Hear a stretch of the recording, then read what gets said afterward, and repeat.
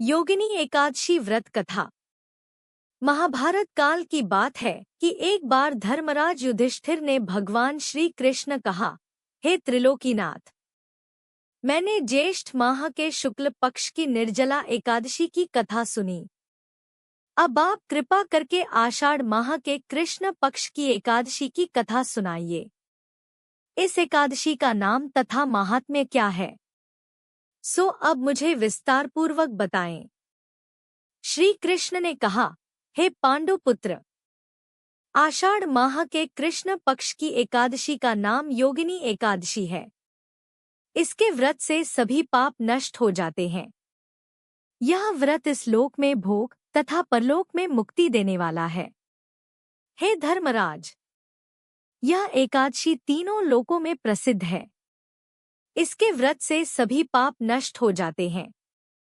तुम्हें मैं पुराण में कही हुई कथा सुनाता हूँ।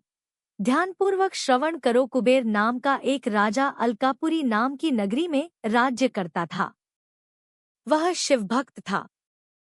उनका हेमाली नामक एक यक्ष सेवक था जो पूजा के लिए फूल लाया करता था। हेमाली की विशालाक्षी नाम की अति सुंदर स्त्री थी। एक दिन वह मानसरोवर से पुष्प लेकर आया, किंतु कामासक्त होने के कारण पुष्पों को रखकर अपनी स्त्री के साथ रमण करने लगा। इस भोगविलास में दोपहर हो गई। हेमाली की राह देखते देखते जब राजा कुबेर को दोपहर हो गई तो उसने क्रोधपूर्वक अपने सेवकों को आज्ञा दी कि तुम लोग जाकर पता लगाओ कि हेमाली अभी तक पुष्प लेकर क्यों नहीं आया। जब सेवकों ने उसका पता लगा लिया तो राजा के पास जाकर बताया, हे राजन, वह हेमाली अपनी स्त्री के साथ रमण कर रहा है। इस बात को सुन राजा कुबेर ने हेमाली को बुलाने की आज्ञा दी। डर से कांपता हुआ हेमाली राजा के सामने उपस्थित हुआ। उसे देखकर कुबेर को अत्यंत क्रोध आया और उसके होंठ फड़फड़ाने लगे। राजा ने कहा, अरे अधम, तूने मेरे परम पूजनीय देवों के भी देव भगवान शिवजी का अपमान किया है। मैं तुझे श्राप देता हूँ कि तू स्त्री के वियोग में तड़पे और मृत्युलोक में जाकर कोढ़ी का जीवन व्यतीत करे। कुबेर के श्राप से वह तत्क्षण स्वर्ग से पृथ्वी पर आ गिरा और कोढ़ी हो गया।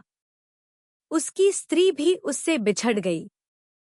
मृत्युलोक में आकर उसने अनेक भयंकर कष्ट भोगे, किंतु शिव की कृपा से उसकी बुद्धि मलिन न हुई और उसे पूर्व जन्म की भी सूध रही। अनेक कष्टों को भोगता हुआ तथा अपने पूर्व जन्म के कुकर्मों को याद करता हुआ वह हिमालय पर्वत की तरफ चल पड़ा। चलते चलते वह मार्कंडेय ऋषि के आश्रम में जा पहुंचा। वह ऋषि अत्यंत वृद्ध तपस्वी थे। वह दूसरे ब्रह्मा के समान प्रतीत हो रहे थे और उनका वह आश्रम ब्रह्मा की सभा के समान शोभा दे रहा था। ऋषि को देखकर हेमाली वहां गया और उन्हें प्रणाम करके उनके चरणों में गिर पड़ा। हेमाली को देखकर मार्कंडेय ऋषि ने कहा, तूने कौन से निकृष्ट कर्म किए हैं जिससे तू कोढ़ी हुआ और भयानक कष्ट भोग रहा है। महर्षि की बात सुनकर हेमाली बोला, हे मुनिश्रेष्ठ, मैं राजा कुबेर का अनुचर था। मेरा नाम हेमाली है। मैं प्रतिदिन मानसरोवर से फूल लाकर शिव पूजा के समय कुबेर को दिया करता था। एक दिन पत्नी सहवास के सुख में फंस जाने के कारण मुझे समय का ज्ञान ही नहीं रहा और दोपहर तक पुष्प न पहुंचा सका। तब उन्होंने मुझे श्राप दिया कि तू अपनी स्त्री का वियोग और मृत्युलोक में जाकर कोढ़ी बनकर दुख भोग। इस कारण मैं कोढ़ी हो गया हूँ तथा पृथ्वी पर आकर भयंकर कष्ट भोग रहा हूँ।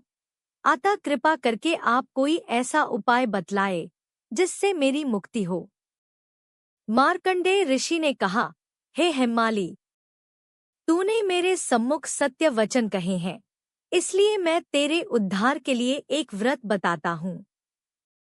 यदि तू आषाढ़ माह के कृष्ण पक्ष की योगिनी नामक एकादशी का विधानपूर्वक व्रत करेगा तो तेरे सभी पाप नष्ट हो जाएंगे।